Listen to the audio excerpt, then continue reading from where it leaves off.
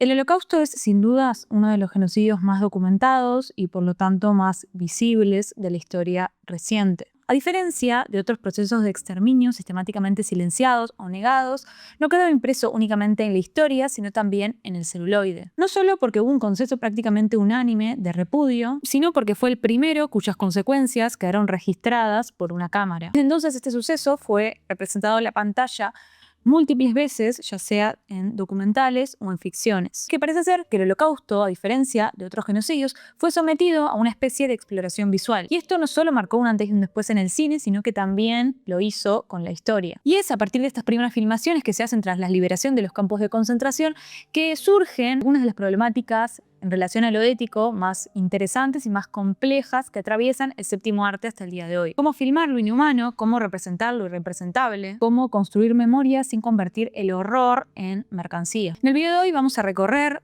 y vamos a charlar un poco sobre todas estas cuestiones, sobre cómo cambió el cine a partir del Holocausto, cuáles fueron y siguen siendo los dilemas éticos que plantean la representación de un genocidio en una pantalla y cómo esa relación entre representación, memoria, imagen nos ayuda también a pensar el presente. Un presente muy distinto, pero en donde el horror todavía es moneda corriente.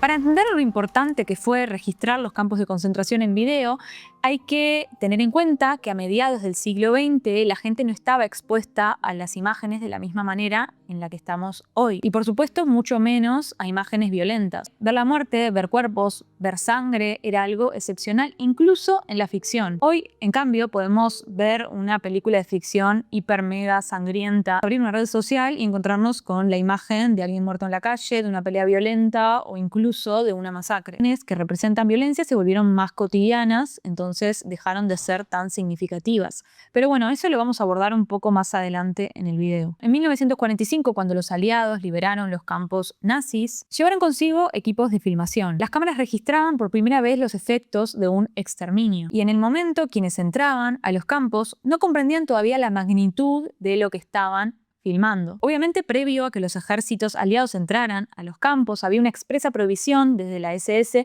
de filmar lo que sucedía en ellos. Lo que ahí sucedía no podía salir en forma de imágenes de ninguna manera. Y esto era parte del ocultamiento del genocidio que estaban llevando a cabo. Y es curioso que dentro de la cinematografía nazi no encontramos casi representaciones de la muerte o escenas violentas. Porque si hay algo que supo utilizar este régimen fue el cine como forma de propaganda. Las imágenes filmadas dentro de los campos, las aberraciones y la muerte se convirtieron entonces en una forma de desmentir con evidencia visual la maquinaria negacionista nazi, de demostrar lo que muchos decían desconocer. Y como dijo Jean-Louis Comolli, las cámaras han registrado lo que había frente a ellas. La historia estaba fuera de campo. Es decir, lo que se ve, obviamente solo una parte del horror es lo que quedó luego de ese genocidio.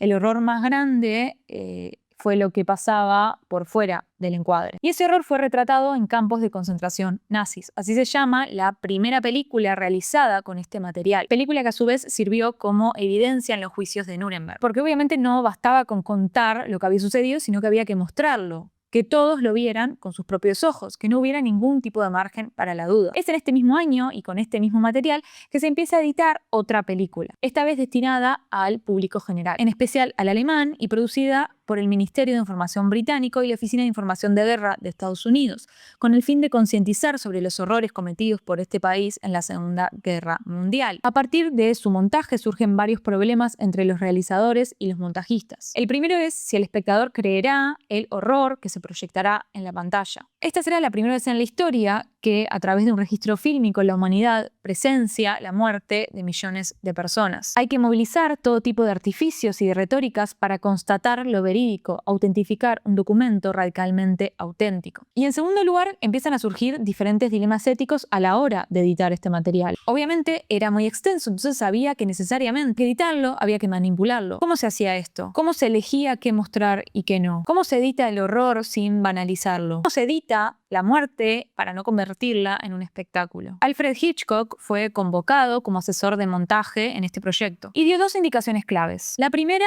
era que los campos debían ser registrados en su contexto geográfico. Que se viera que a pocos kilómetros había pueblos en donde la vida seguía como si nada. Y la segunda fue no fragmentar en exceso el plano. Que la continuidad de la imagen ayudara a mantener la verdad de lo mostrado. Hay una escena particularmente poderosa en donde los ingleses obligan a los alemanes que vivían cerca de los campos a presenciar la exhumación de los cuerpos y los hacen cargar los cadáveres. El plano conecta con un solo movimiento de cámara a los muertos y a los vivos, la mirada y lo mirado.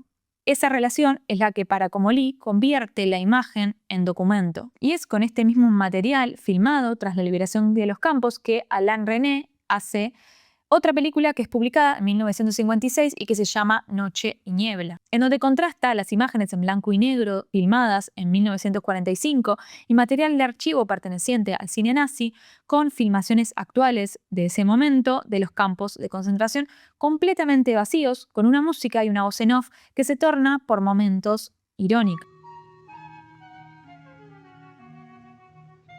Même une route où passent des voitures, des paysans, des couples, même un village pour vacances, avec une foire et un clocher peuvent conduire tout simplement à un camp de concentration.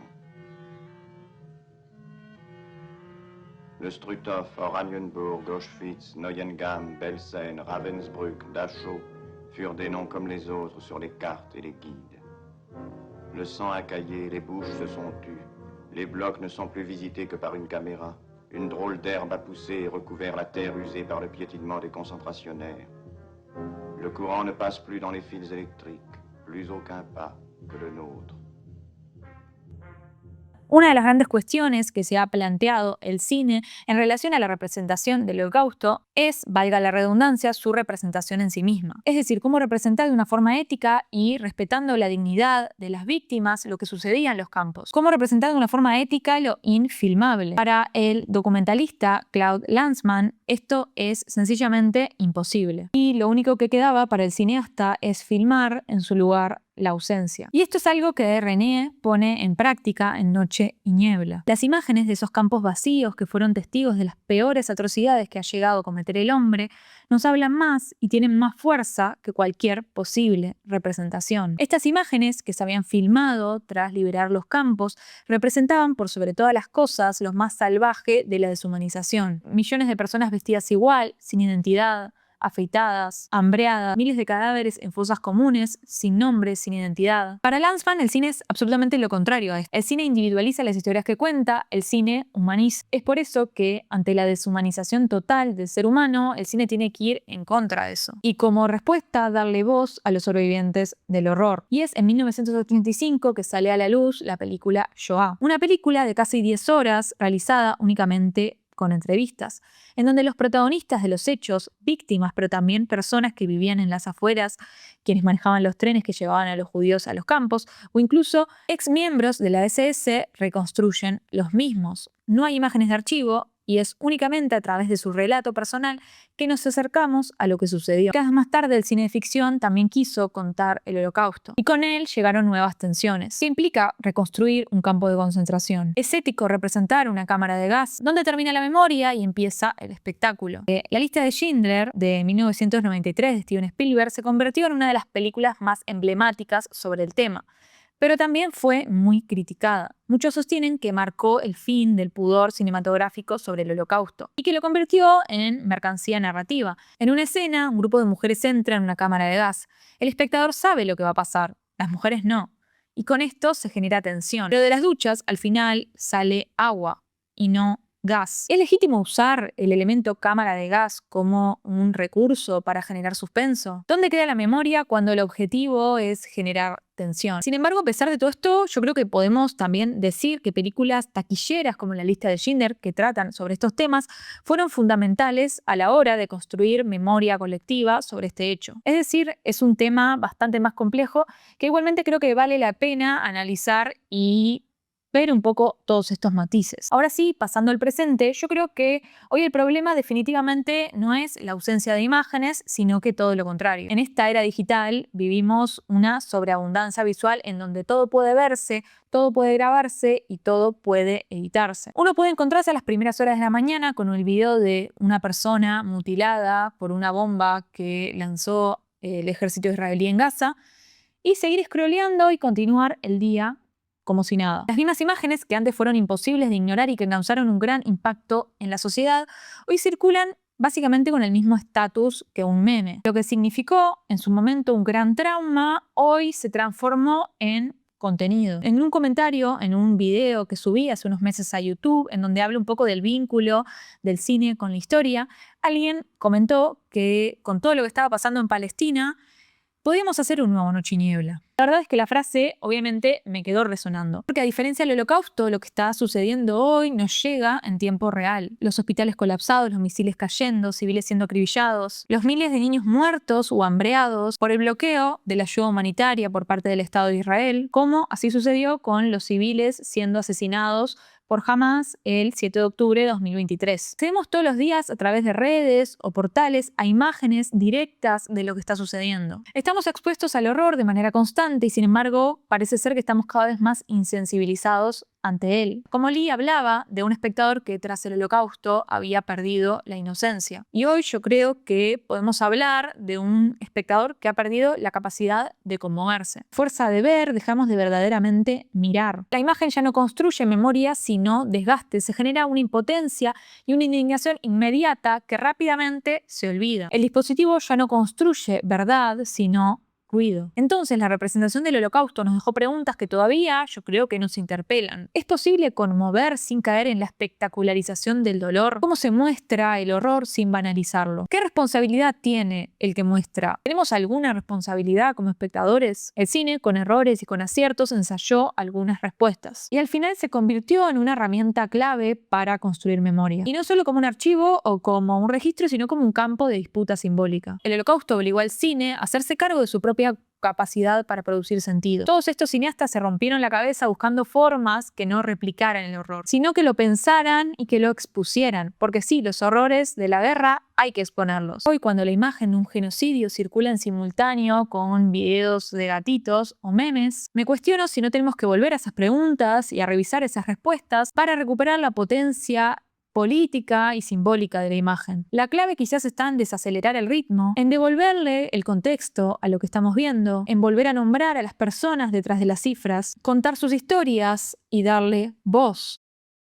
Humanizar entonces no es solo evitar la estatización del horror, sino oponerse activamente a la deshumanización que lo volvió invisible. Y esa deshumanización ya no opera por ocultamiento, sino por sobreexposición. El horror se volvió parte del decorado, una imagen más entre muchas. Es como si la tragedia se hubiera vuelto un espectáculo en vivo, en donde no hay tiempo para entender lo que estamos viendo, sino únicamente para consumirlo. Todo pasa tan rápido que los hechos pierden profundidad y ya no podemos darle el sentido que merecen o pensarlos con calma. No hay espacios para hacerlo, no hay espacios para conmoverse, hay solo espacios para indignación inmediata, capaz tuitear algo y seguir. Por eso el problema no está en qué mostrar, sino en cómo hacerlo. Estamos rodeados de imágenes y el verdadero desafío es cómo volver a mirar con atención. Cómo encontrar un momento de silencio tras tanto ruido y cómo darle un sentido político a todo eso que circula. Y sí, yo sé que esta pregunta va a surgir. ¿Para qué sirve todo esto si en realidad no podemos hacer nada? ¿Qué sentido tiene mirar, hablar, reflexionar, compartir sobre todo esto si desde este lado del mundo no podemos frenar una bomba ni detener un genocidio? La verdad, no tengo una buena respuesta para esto. Pero lo que sí creo es que mirar con conciencia, encontrar formas más éticas de mostrar o de narrar y construir una memoria activa es de alguna manera una forma de resistencia. Una forma de negarnos a que el horror se vuelva parte del paisaje. Porque cada vez que dejamos de mirar sin pensar, cada vez que le devolvemos el nombre a una víctima, que nos negamos a que todo se diluya entre memes y algoritmos, estamos interrumpiendo la lógica que nos quieren imponer. Una lógica que quiere que naturalicemos el horror y que nos mantengamos adormecidos.